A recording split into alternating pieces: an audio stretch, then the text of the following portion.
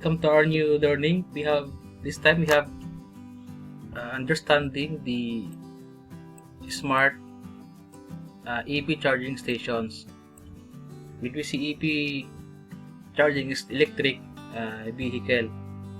So if you see this presentation, we have charging station 1, charging station 2, 3, and 4.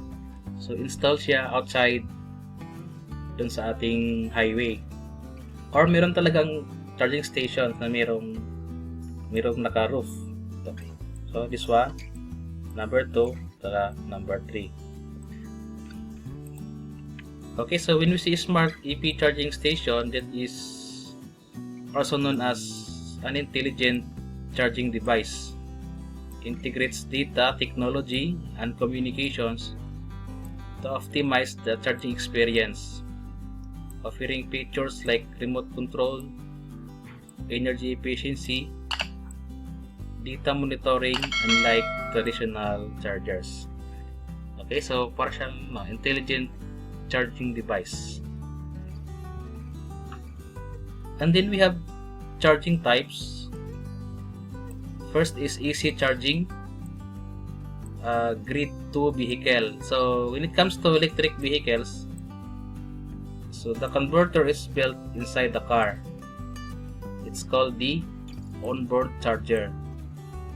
Through its converter, it converts power from AC to DC, then feeds into the car's battery, and then DC fast charging level 3.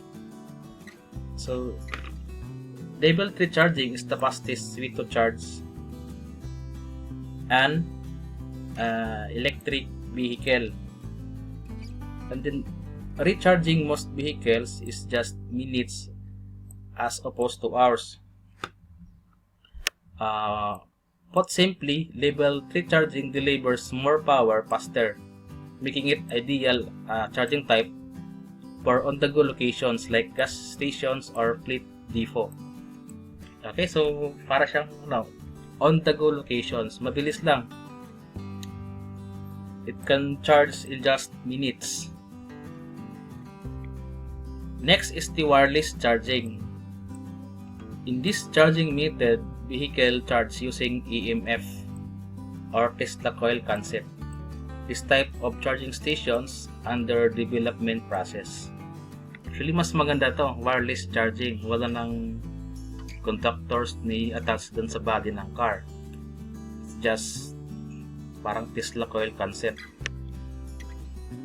Then number 4 is vehicle powered to grid charging. So V2G technology that enables energy to be pushed back to the power grid from the battery of an electric car.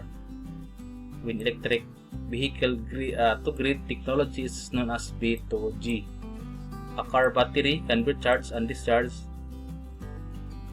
based on different signals such as energy production or consumption nearby. Okay, so meron tayong 4 charging station types.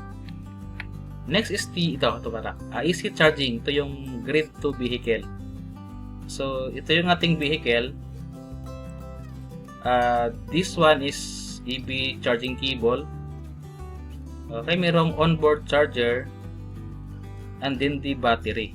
Okay, so from this EV charging cable, ito na yung i-attach natin dun sa AC supply or alternating current charging or DC.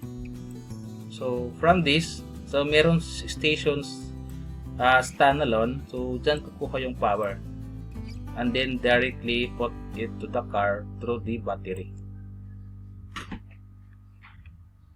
Next is the DC fast charging level 3. So merong level 1, 120 volts single phase AC, 12 to 16 amps. So charging loads is 1.4 to 1.9 kilowatts. Charging mile, 3 to 5 miles of range per hour. Sa level 2, 208 to 40 volts AC, 12 to 80 amps typically 32 amps. Charging loads is typically 7 kilowatt. Charging time 10 to 20 miles of range per hour. So yung kanyang tatakbuhin. Sa DC fast charging level 3, so 208 to 480 volts, 3-phase AC. 125 amps, typically to 60 amps. Yung charging loads is typically 50 kilowatts. Charging time, so 80% charge, 20 to 30 minutes. Okay, so yun yung DC fast charging level 3. Next is itong wireless charging. So medyo mas interesting ito. So from that, merong parang floor mounted. So itong car natin, so i-stand lang siya dun sa mismong parang station, and then mag-charge lang siya through the wireless connection. Did you see parang umakyat yung electromagnetic field? Okay, so tawag ito parang Tesla coil charging. So dapat ma-develop to nowadays. Actually meron ng gumagawa na to sa ibang country, but soon dapat sa Philippines dapat meron din ganito.